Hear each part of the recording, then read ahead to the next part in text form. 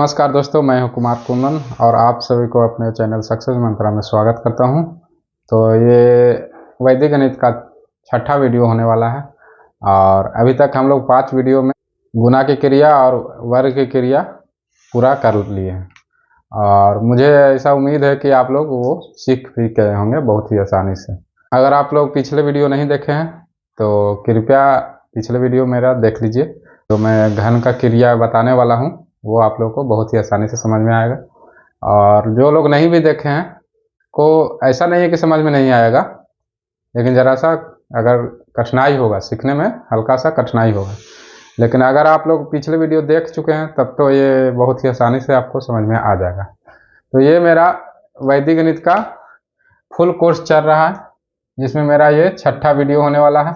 छठा वीडियो, पहला वीडियो से लेकर 5 वीडियो तक हम लोग गुना के फास्ट कैलकुलेशन, जैसे गुना के फास्ट कैलकुलेशन किए, स्क्वायर का फास्ट कैलकुलेशन किए। तो हम लोग आज अनुरूपण विधि से घन की क्रिया करेंगे और जैसे हम लोग वर्ग की क्रिया सीखे हैं उसी प्रकार घन का क्रिया भी बहुत ही फास्ट होता है वैदिक गणित की मदद से। तो अनुरूपण जो सूत्र है उसका उपयोग करके हम लोग घन की क्रिया आज सीखेंगे। जैसे एग्जाम्पल से समझते हैं, इसका जो कंडीशन है कि केवल दो अंकों की संख्या का घन इस सूत्र से होता है। इसमें एग्जाम्पल में 2 अंक का संख्या कोई भी ले लीजिए। जैसे तो मान लिया जाए आपको 72 का क्यूब निकालना हो, तो इसको अगर साधारण विधि से करेंगे तो इसको ऐसे करना पड़ेगा, 72 इंटू 72 इंटू 72। लेकिन अगर आप इसको अनुरूपण विधि से करेंगे, वैदिक गणित की मदद से करेंगे, तो आइए समझते हैं कि कैसे बनता है। तो अनुरूपण विधि में जैसे अनुरूपण से हम लोग वर्ग किए थे, उसी प्रकार अनुरूपण से हम लोग क्यूब करेंगे। तो कैसे करते हैं, तो 2 डिजिट है तो दोनों डिजिट को अलग अलग मीन्स इसमें भी पार्ट बाई पार्ट भाग में हम लोग इसका हल करते हैं। तो जैसे पहले कैसे होता है इसमें कि पहला डिजिट है उसका क्यूब हो जाता है, तो 7 का क्यूब हो जाएगा। दूसरा पार्ट में क्या हो जाएगा कि ये जैसे क्यूब है ना, तो यहाँ पे 3 हम लोग गुना करते हैं। 3 इंटू फर्स्ट अंक जो है 7, तो उसका स्क्वायर कर देंगे और लास्ट डिजिट जो हो गया उसको से गुना कर देंगे। ये हो गया सेकंड पार्ट। थर्ड पार्ट में हम लोग क्या करेंगे कि 3 तो इंटू होगा ही और फर्स्ट डिजिट को हुबहू ऐसे ही लिख देंगे और सेकंड डिजिट का स्क्वायर कर देंगे। और फिर लास्ट में क्या करेंगे, तो लास्ट डिजिट का क्यूब लिख देंगे। जैसे आप लोग को अगर इससे समझ में नहीं आ रहा हो तो ऐसे समझिए कि जैसे 72 को अगर आप ए मानते हैं और इसको बी मानते हैं, तो इसका हल करने का तरीका क्या हो जाएगा कि ए क्यूब पहला पार्ट, दूसरा पार्ट में 3 इंटू लिख सकते हैं या गुना, जैसे हम लोग उसमें 3 लिखते हैं direct, A B C D लिखते हैं, उसी प्रकार आप लोग आपको समझा देते हैं कि फार्मूला में जैसे हम लोग ए प्लस बी का होल क्यूब करते हैं तो कैसे होता है। तो ए क्यूब इसमें जो फार्मूला है वो सीखिए, वो तो बाद में छोड़िए, उसको ध्यान में लाइएगा तो ज़्यादा कन्फ्यूजन नहीं हो। तो इसका क्या हो गया तरीका कि 3 इंटू ए का स्क्वायर यहाँ पे और इंटू बी, और थर्ड पार्ट में क्या हो जाएगा 3 इंटू ए इंटू बी का स्क्वायर, लास्ट पार्ट में हो जाएगा बी का क्यूब। तो ये है इसका बनाने का तरीका। आप अगर वैदिक गणित पढ़ेंगे तो ये तरीका आप लोग को नहीं बताया गया उसमें, ये मैं समझाने के लिए आप लोग को ये तरीका बता रहा हूँ।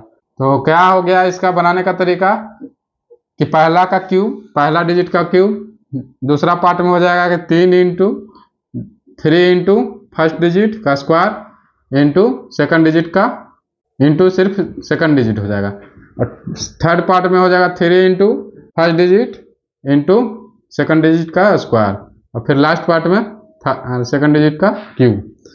क्या अब इसको हल करना रह गया, तो 7 का क्यूब यहाँ पे लिखना होगा आपको।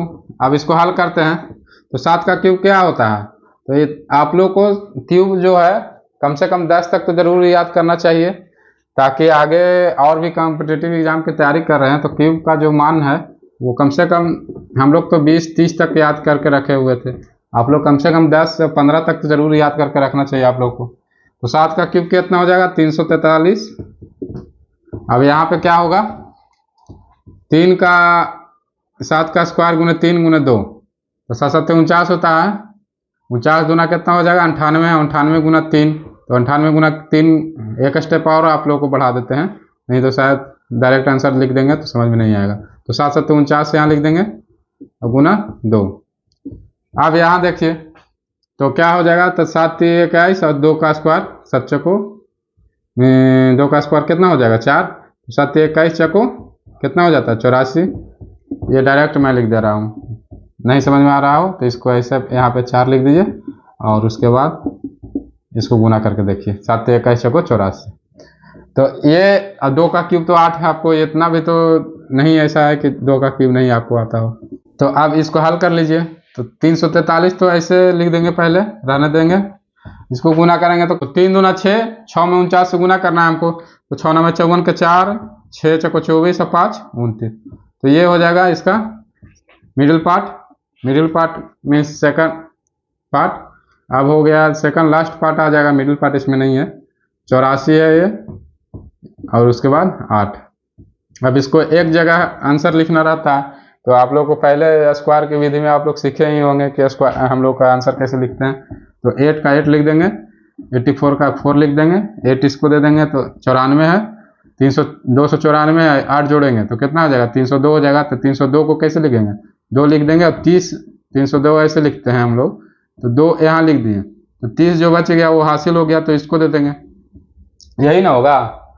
तो 302 का हम लोग 2 लिख दिए और 30 साथ में जो बचा वो आगे दे दिए, तो 30 हो गया 343 और 30 कितना हो जाएगा 373।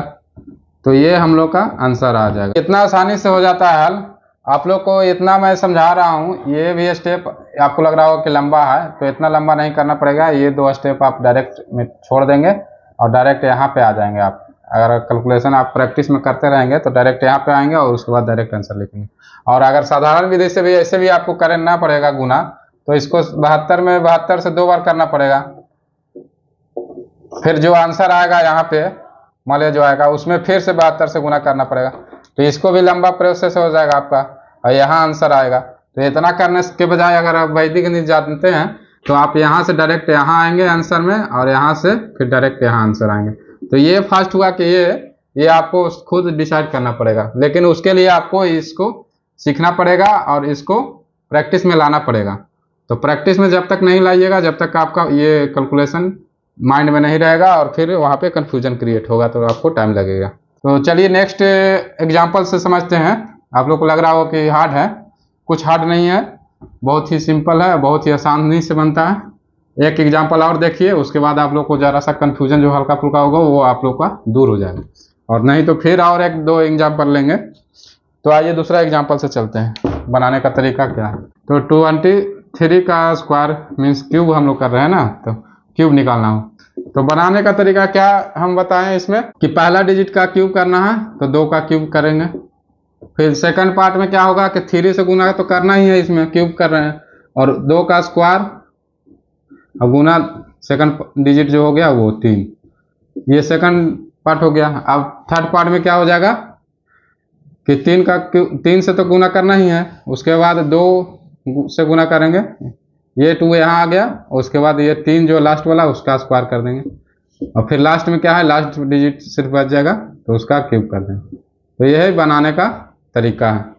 अब इसका कैलकुलेशन कर लीजिए, तो 2 का क्यूब कितना आ जाएगा 8, 2 दूना 4, 2 का स्क्वायर 4 है, 4 3 12 3 36, और ये कितना हो जाएगा तो 3 दूना 6 और 3 का स्क्वायर 9, तो 6 9 54, और यहाँ पे 3 का क्यूब था तो 3 3 9 9 3 27। ऐसे नहीं याद है तो ऐसे भी कर सकते हैं आपको।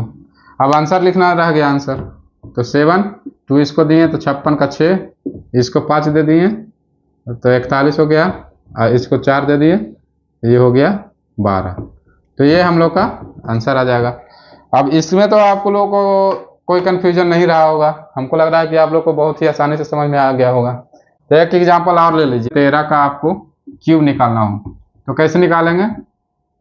तो करना क्या है कि फर्स्ट डिजिट का क्यूब पहले लिख देते हैं, तो 1 का क्यूब, दूसरा पार्ट में हो जाता है 3 गुना फर्स्ट डिजिट का स्क्वायर गुना सेकंड डिजिट का, सिर्फ स्क्वायर नहीं उसमें होता है, सेकंड डिजिट सिर्फ रहता है, उसके बाद थर्ड पार्ट में क्या होता है कि 3 तो पहले गुना हो जाता है, उसके बाद फर्स्ट डिजिट ऐसे ही लिख देंगे और सेकंड डिजिट का स्क्वायर लिख देंगे और उसके बाद लास्ट डिजिट का सिर्फ बच जाएगा तो उसका क्यूब कर देंगे।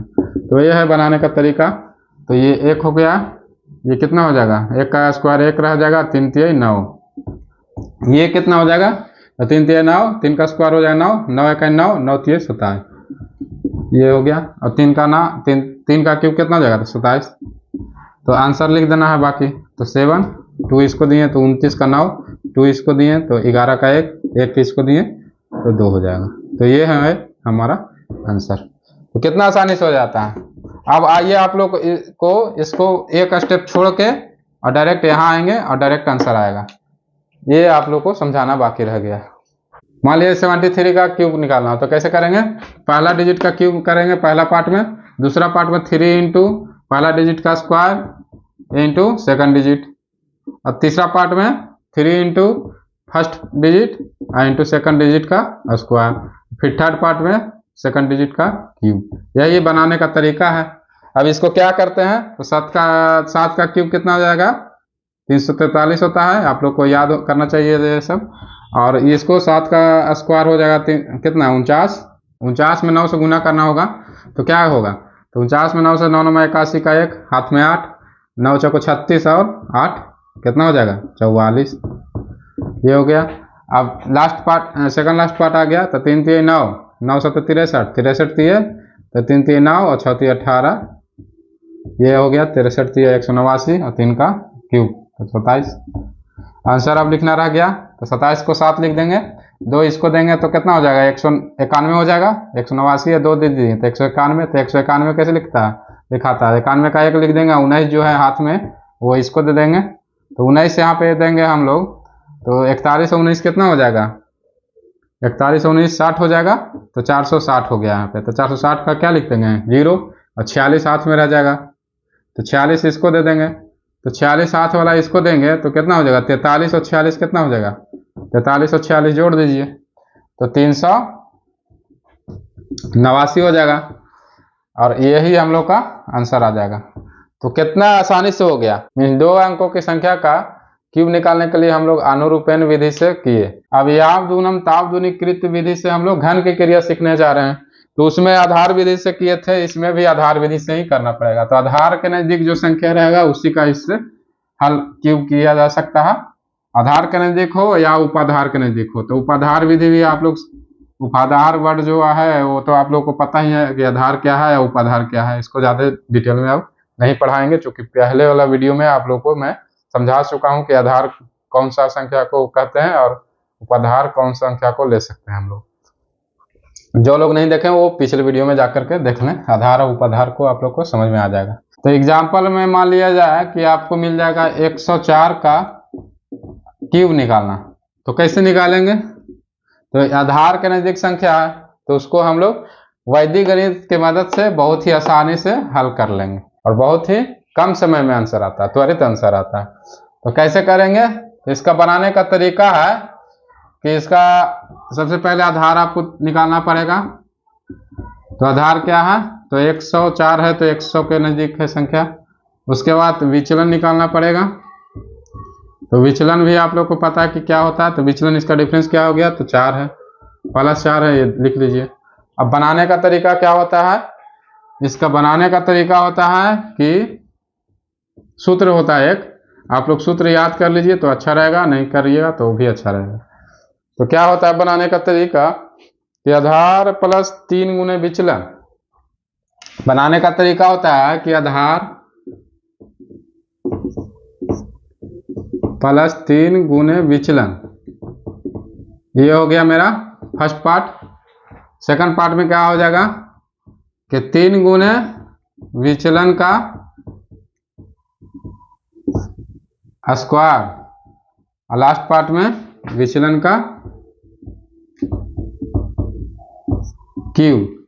कि ये क्या है, ये सूत्र एक, इसका सूत्र मान के चलिए आप कि इसका सूत्र ये है बनाने का, क्यूब निकालने का सूत्र क्या हो गया, तो आधार प्लस विचलन, आधार प्लस 3 गुने विचलन फर्स्ट पार्ट हो जाएगा, सेकंड पार्ट में 3 गुने विचलन का स्क्वायर हो जाएगा, और थर्ड पार्ट में विचलन का क्यूब हो जाएगा। अब इसमें क्या है, आधार हम लोग निकाल लिए 100, विचलन भी निकाल लिए। तो आइए इस फार्मूला के अनुसार चल जाएंगे, इसको हल कर लेंगे। तो आधार क्या है 100 प्लस 3 गुने विचलन। 3 क्या है, 3 तो यहाँ पे हम लोग का क्यूब कर रहे हैं इसलिए 3 आ रहा है। तो 3 गुने विचलन, विचलन क्या है हमारा 4। और सेकंड पार्ट में क्या हो गया, 3 गुने विचलन का स्क्वायर। तो 3 गुने विचलन जो है कितना है 4, और इसका स्क्वायर हो जाएगा। इसको पहले स्क्वायर कर लेंगे, फिर इसके बाद विचलन का क्यूब, तो 4 का क्यूब। तो आपका इसको बनाने का तरीका क्या हो गया, इसको हल कर लीजिए। तो 100 में 3 चौको 12 जोड़ेंगे तो 112 हो जाएगा। सेकंड पार्ट में क्या हो जाएगा कि 3 में 4 का स्क्वायर से गुना करने हैं। तो कैसे होगा, तो 3 गुने 4 चौको 16, तो 16 3 48 हो जाएगा। यहाँ पे 4 का क्यूब कितना हो जाएगा, तो 16 4 चौको 16 चौको 64। अब हम लोग का इतना आ गया। इसके बाद क्या करते हैं हम लोग कि आधार विधि में क्या ध्यान रखना है कि आधार में जितने जीरो है उतना अंक की संख्या हर पार्ट में हम लोग रखते हैं। तो यहाँ पे 2 अंक मतलब 2 जीरो है तो 2 अंक यहाँ रख लिए, 2 अंक है। इसमें भी 2 अंक है। अगर ज़्यादा रहता तो इसको इधर बढ़ाना पड़ता, कम रहता तो जीरो ऐड करना पड़ता। ये तो आप लोग पहले वीडियो में सीख गए हैं, तो वो आप लोग सीख गए हैं, तो उसको ज़्यादा आप लोगों को डिटेल में नहीं समझाना है। अब बस आंसर लिख देना है। तो 1 1 2 48 और 64, ये हमारा आंसर आ गया। तो कैसे ये, अब आप कहेंगे कि 64 को पिछले वीडियो में हम लोग 4 लिखते थे, 6 इधर बढ़ाते थे, तो उसमें आधार विधि नहीं था, इसमें आधार विधि से हम लोग हल कर रहे हैं। तो आधार विधि में जब भी हल होगा तो हर पार्ट में फर्स्ट पार्ट को छोड़ के हर पार्ट में आधार में जितना जीरो रहेगा उतना ही अंक की संख्या हम लोग हर पार्ट में रखेंगे। ये आप लोग को ध्यान में हमेशा रखना पड़ेगा, नहीं तो फिर कैलकुलेशन गलत होगा, कंफ्यूजन क्रिएट होगा। तो ये है बनाने का तरीका। अब इसको और भी एग्जांपल 1-2 ले लीजिए ताकि आप लोग को समझ में आ जाए। यावदूनम तावदूनीकृत विधि से हम लोग क्यूब निकाल रहे हैं, जिसमें आधार का उपयोग करके हम लोग हल कर रहे हैं। जैसे आधार का नजदीक कोई भी संख्या ले लीजिए, 100 1000 भी ले सकते हैं, ऐसा नहीं है कि 100 के नजदीक हो। 1003 को मान लीजिए क्यूब निकालना हो, तो आप कैसे करेंगे, 1003 को 1003 से क्यूब गुना करेंगे, फिर उसके बाद 1003 से गुना करेंगे, जो आंसर आएगा तब आंसर आएगा। तो उतना करने से बजाय अगर आप वैदिक गणित जानते हैं तो इसका क्यूब आसानी से कर लेंगे। तो करना क्या रहता है, तो सबसे पहले हम लोग आधार एक डिसाइड कर लेंगे। तो आधार तो लिखने का जरूरत नहीं है, ये आपको मन में डिसाइड करना है, डिसाइड करके ध्यान में रखना है। तो 1000 के नजदीक है तो 1000 आधार हो गया। विचलन क्या है, 3 डिफरेंस है, 3 ज्यादा है। तो करना क्या है, तो आधार जो है 1000 लिख देंगे प्लस 3 गुने विचलन लिख देंगे। तो विचलन क्या है 3 है। और उसके बाद क्या हो जाएगा सेकंड पार्ट में, तो 3 गुने विचलन का स्क्वायर, तो 3 का स्क्वायर। और फिर थर्ड पार्ट में विचलन का क्यूब, तो 3 का क्यूब। तो यही हो जाएगा हल करने का तरीका। तो 1000 में 9 से जोड़ेंगे, 3 गुना 3 कितना हुआ 9, तो 1000 में 9 जोड़ देंगे तो 1009 हो जाएगा। सेकंड पार्ट में 3 का स्क्वायर, तो 9 9 3 27। थर्ड पार्ट में भी 27 से आएगा। अब यहाँ पे हम लोग का यही ध्यान देना है कि चूंकि आधार में, यहाँ आधार क्या है 1000 है, तो 1000 में 3 जीरो है, तो यहाँ 3 अंक होना चाहिए। तो 3 अंक तो है नहीं, तो 2 अंक है, तो एक एक जीरो ऐड करना पड़ेगा, तो 3 अंक हो जाएगा सब पार्ट में। अब आंसर क्या आ जाएगा हम लोग का, तो 1009 तो यहाँ है, इसमें 3 अंक कर दिए हम लोग जीरो लगा के, तो 027 हो जाएगा। और थर्ड पार्ट में भी जीरो लगाना पड़ेगा, तो 3 अंक होगा। तो ये हम लोग का फाइनल आंसर आ जाएगा। तो क्या है, कैलकुलेशन करने में कोई आसानी हो गया। अब इसी तरह मान लीजिए माइनस में रहेगा तो माइनस वाला भी कर देंगे। तो माइनस का क्या फार्मूला है, अब यहाँ पर आपको माइनस रहेगा तो माइनस में आएगा। तो माइनस कैसे आएगा, यहाँ पे आपको अगर माइनस रहेगा, आधार से विचलन कम रहेगा, विचलन माइनस में रहेगा, तो यहाँ माइनस क्यूब का होगा तो माइनस में आंसर आएगा। तो माइनस आएगा तो क्या हल करते हैं हम लोग, गुना की क्रिया में मैं पहले भी सिखाया हूँ कि माइनस में जो आंसर आएगा उसको आधार जो रहेगा उससे घटा लेंगे, और आगे वाला जो संख्या उसमें से 1 घटा लेंगे। आगे वाला संख्या में 1 घटा करके यहाँ पे लिखेंगे। जो संख्या आएगा, इसमें मान लीजिए 27 आ रहा है, अगर इसको ये माइनस में आता है तो माइनस में तो रहेगा, तो यहाँ से आधार से 1 पैसा लेंगे। आधार मतलब जितना आधार रहेगा उतना यहाँ पे पैसा आएगा, तो 1000 आएगा पैसा। तो 1000 में से जो 27 मान लीजिए माइनस में रहेगा, तो 27 घटा के जो आंसर आएगा वो लिख देंगे। और उसके बाद यहाँ जो संख्या आ रहा है उसमें से 1 घटा देंगे, क्योंकि यहाँ इसको हम पैसा दिए हैं, तो 1 घटा देंगे और जो आएगा जो लिखेंगे। तो ये हो गया प्लस का। ये और अगला मान लिया जाए हम लोग माइनस वाला भी करके दिखा देते हैं, जिसे इतना आपको बताने से अच्छा है कि वो हल कर देते हैं आप लोग को, तो समझ में आ जाएगा ज़्यादा। आपको समझ में आ गया होगा अपना।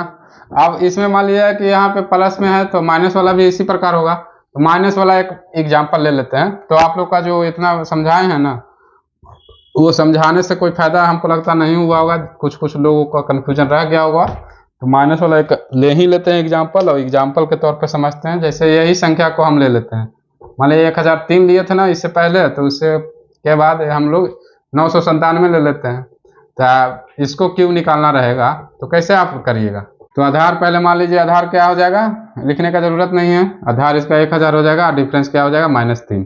अब बनाने का तरीका क्या है कि आधार प्लस 3 गुने विचलन। तो आधार इसका 1000 प्लस 3 गुने विचलन क्या है, तो -3। यहाँ माइनस ध्यान रखना है, ये नहीं कि माइनस है तो इसको प्लस कर देंगे। अब सेकंड पार्ट में क्या है, तो 3 गुने विचलन का स्क्वायर। तो 3 गुने विचलन क्या है, तो -3 का स्क्वायर। फिर विचलन का क्यूब, तो -3 का क्यूब।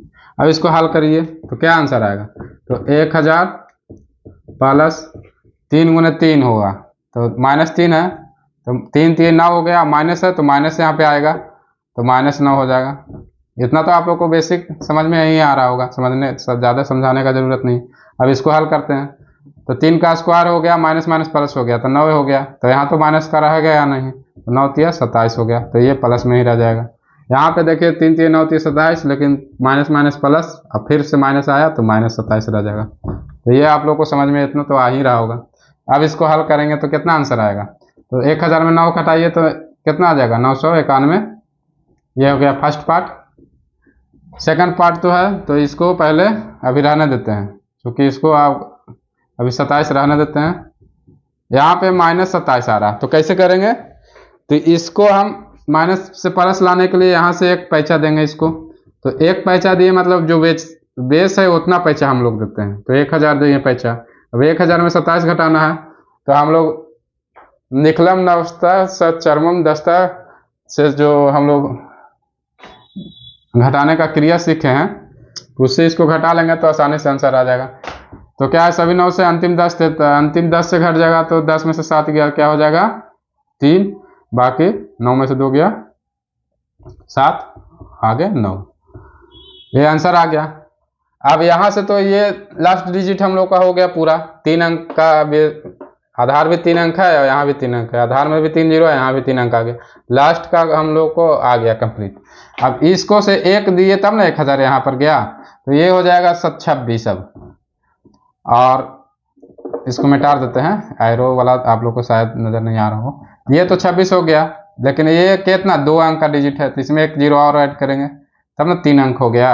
अब इधर जो है जो तो रहेगा ही। तो अब देखिए 3 3 अंक का हो गया हम लोग का। अब फाइनल आंसर हम लोग को खाली लिखना रह गया। बड़ा में जरा सा लिख देते हैं, नहीं तो आप लोग को नजर नहीं आ रहा होगा शायद। स्केच भी खत्म हो गया इसका, इंक भी। तो लिख देते हैं इसको, आंसर फाइनल आंसर लिख देते हैं 991026 और 973। तो ये आंसर आ गया मेरा। आप लोग को इतना समझ में आ गया होगा। तो ये हो गया आधार विधि से। अब हम लोग चलेंगे उपाधार विधि से। मान लिया आधार के नजदीक जो संख्या हो गया उसका तो क्यूब हम लोग बहुत ही आसानी से कर लिए। अब रह गया कि आधार न रह करके मान लीजिए 10 की जगह पे यहाँ पे 30 के नजदीक हो गया, या 70 के नजदीक हो गया, यहाँ 100 के नजदीक ना हो करके 200 के नजदीक हो गया, या 400 के नजदीक हो गया, यहाँ 1000 के नजदीक नहीं होकर के 3000 के नजदीक हो जाएगा, यहाँ 10,000 के नजदीक नहीं हो जाएगा, 5000 के नजदीक, 50,000 के नजदीक हो सकता है, यहाँ पे 1 लाख के नजदीक नहीं 2 लाख के नजदीक हो जाएगा, या कुछ भी इसी प्रकार। उतना तो आपको समझाने का जरूरत नहीं है, क्योंकि पिछले वीडियो में हम बता दिए हैं, इसका जिक्र किए हुए हैं। अब चलिए इसको, अब हम लोग चलेंगे उपाधार विधि से हल करेंगे। तो इसको मिटा देते हैं।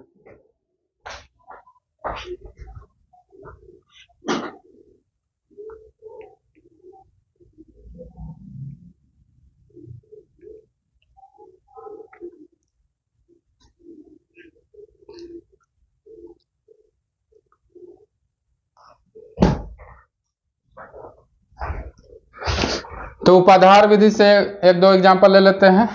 तो उपाधार विधि से एक दो एग्जाम्पल ले लेते हैं और उसके बाद हम लोग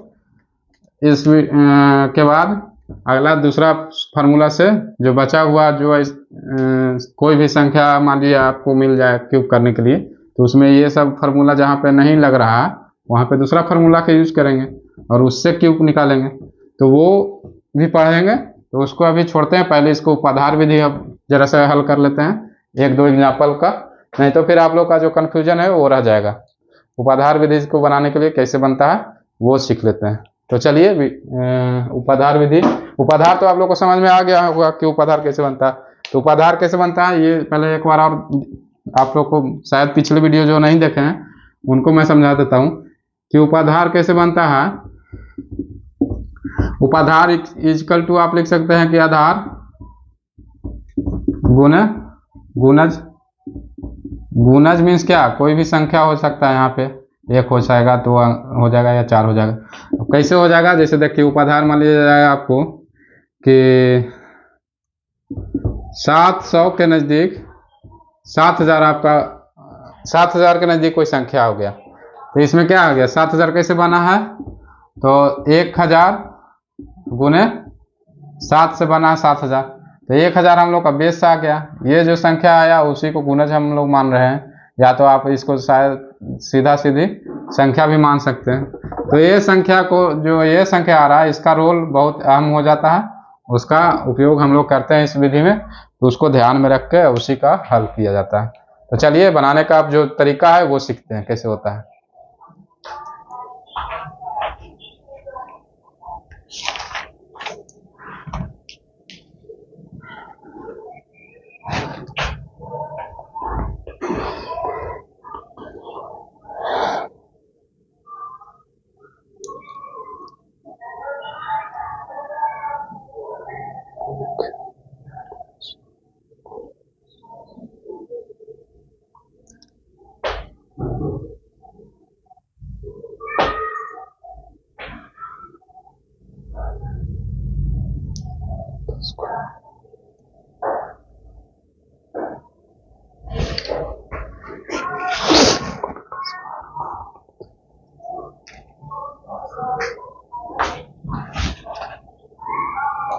तो इसका उपाधार विधि का बनाने का तरीका क्या है कि जैसे हम लोग पिछले आधार विधि में बनाए हैं उसी तरह से बनता है। इसमें सिर्फ गुणक जो ये संख्या आ गया इसको आप गुणज या गुणक कह सकते हैं।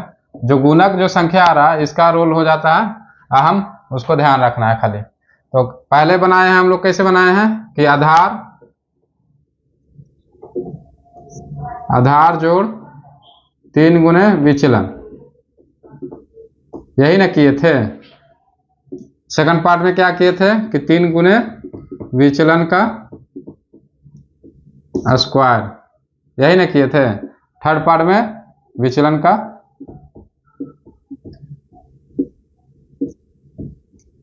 का क्यूब किए थे। तो ये था हम लोग का सूत्र बनाने का ये था सूत्र हम लोग का आधार विधि से बनाने का। लेकिन अब उपाधार विधि आ गया।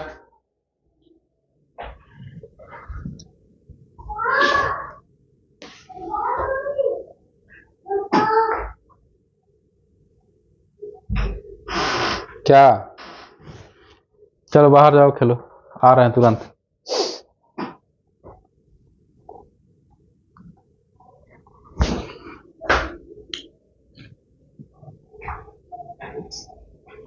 तो आधार विधि से हम लोग इस प्रकार किए थे, उसमें ये फार्मूला उपयोग किए थे हम लोग कि ये क्यूब है, ये यहाँ पे ध्यान दीजिए, ये कुछ नहीं है, ये अलग चीज है। तो ऐसे किए थे। उसमें आधार विधि का सूत्र ये था। उपाधार विधि में क्या हो जाएगा कि आधार के जगह पे यहाँ पे आधार के जगह पे उपाधार हो जाएगा, आधार के जगह पे यहाँ पे उपाधार लिखा जाएगा। कुछ नहीं, ये समझाने के लिए मैं बता रहा हूँ, इतना समय दे रहा हूँ, ये समझ जाइए, उसके बाद हल करने के लिए बहुत ही आसानी होता है। तो आधार की जगह पे यहाँ पे उपाधार हो गया, और ये सब जो आएगा उसमें जो गुणक यहाँ पे है, जो संख्या, जो गुणक जिस संख्या से बनाने पर उपाधार बन रहा है उस संख्या का रोल यहाँ पे ज्यादा अहम होता है, ये पहले ही मैं बताया हूँ। तो गुणक का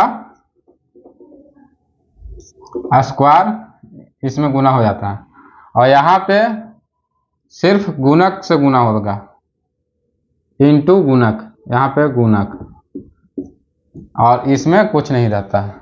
तो ऐसे इसको एक बार और लिख देते हैं कि आप लोग को शायद समझ में आ जाए। तो क्या करना रहता है कि गुणक का स्क्वायर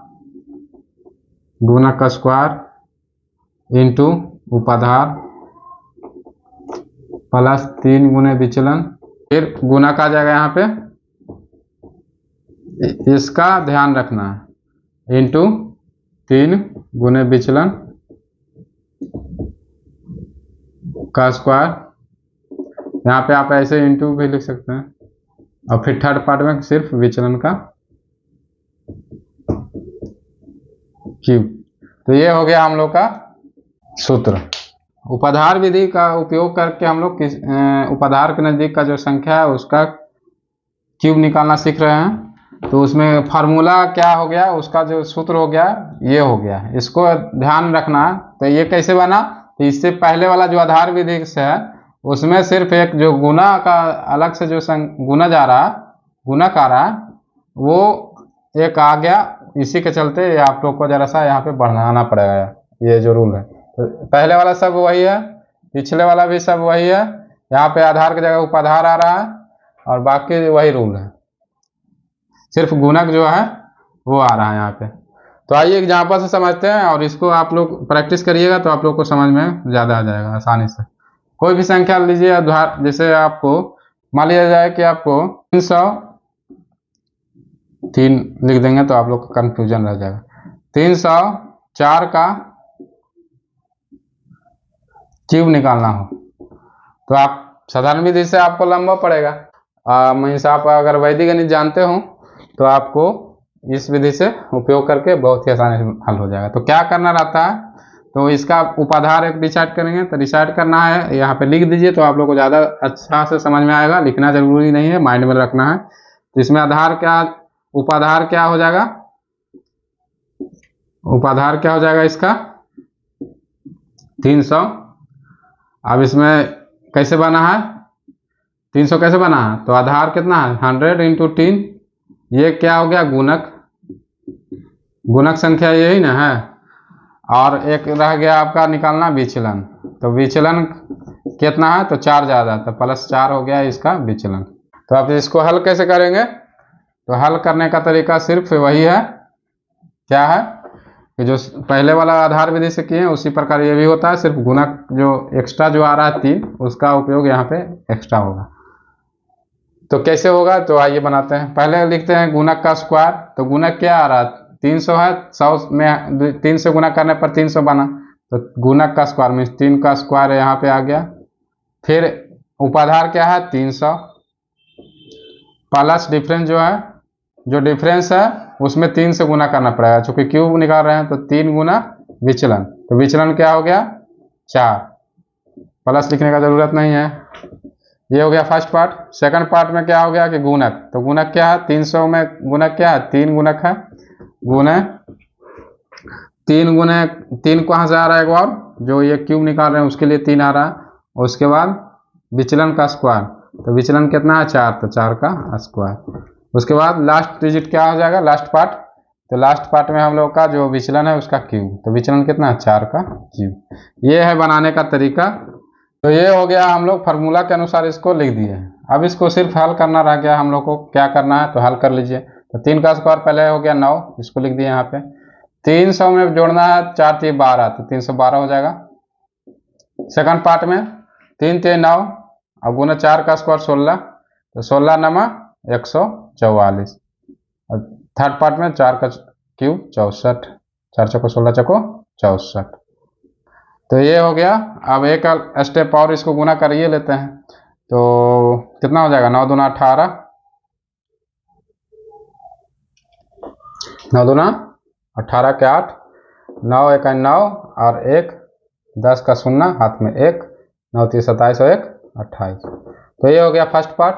144 हो गया सेकंड पार्ट, और थर्ड पार्ट 64 है।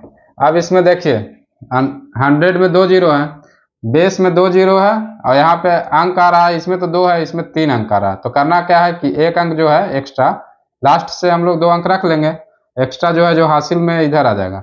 यही बनाने का इसका तरीका रहता है। तो क्या होगा, लिख देते हैं आंसर। 64 तो यहाँ पे लिख दिए, 44 2 अंक लिख दिए हैं, उसके बाद जो बचा वो हासिल हो गया तो इसको चल गया इधर, तो 2808 में 1 जोड़ेंगे तो 2809 हो जाएगा। तो ये हमारा आंसर आ गया। तो कितना इजी से आंसर आता है, और कितना, ये आपको लग रहा होगा कि इतना लंबा दिख रहा है, लेकिन आपको अगर साधारण विधि से भी क्यूब निकालेंगे तो आपको ये बहुत लंबा चौड़ा जाने वाला है। लेकिन आप इसको अगर कर लेंगे, ये कैलकुलेशन आप लोग डेली प्रैक्टिस करिएगा, तो आप एक स्टेप 2 स्टेप छोड़ करके डायरेक्ट आंसर लिखेंगे यहाँ पे। तो ये है बनाने का तरीका। तो ये हो गया हम लोग का आधार और उपाधार विधि से क्यूब निकालने का तरीका। ये हो गया आधार और उपाधार के नजदीक कोई भी संख्या आ जाए उसका हम लोग क्यूब बहुत ही आसानी से निकाल लेंगे। तो यही मेरा उम्मीद है कि आप लोग इसको पसंद करेंगे ये जानकारी, और चैनल को सब्सक्राइब कर लेंगे ताकि आने वाले वीडियो आप सभी तक बहुत ही आसानी से पहुंच सके।